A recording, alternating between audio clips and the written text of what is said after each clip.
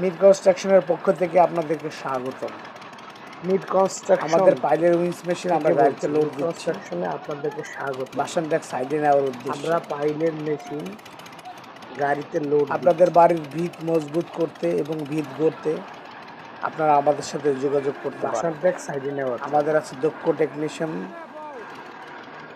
আপনারা যারা যোগাযোগ করতে চান তারা যোগাযোগ করতে পারেন এই নাম্বার মিড কনস্ট্রাকশন 01 সাথে যোগাযোগ করুন। ধন্যবাদ।